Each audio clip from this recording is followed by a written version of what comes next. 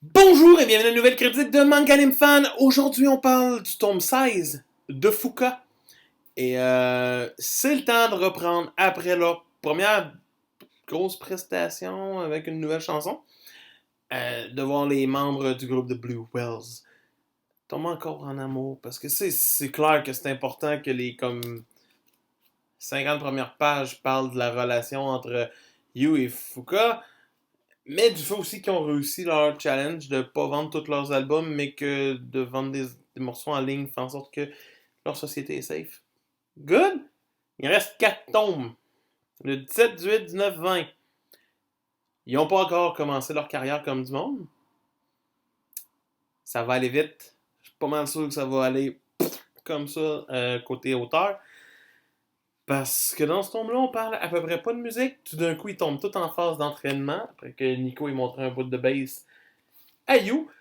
Et tout le monde part de son côté s'entraîner pour être le meilleur band ever. Ok, fine. Ça prenait une partie d'entraînement, ça a l'air. Puis ça a l'air que c'est au tome 16 qu'on l'a. Mais au moins, il y a quelque chose qui rachète ce tome-là à 150%. Et c'est le flashback qu'on a sur la création des Hedgehogs qui commence dans ce tome-là. Euh, Sincèrement, c'est sympathique de les voir plus jeunes, de voir Nico dans sa jeunesse avec Tama dans leur jeunesse en mode nous, nous sommes là, on aime ça, c'est le fun. C'est vraiment comme une petite touche sympathique que l'auteur a osé nous mettre. Je comprends pas pourquoi ça vient si tard d'une certaine façon, parce qu'il reste presque plus rien pour que ces protagonistes arrivent au but fixé par l'auteur.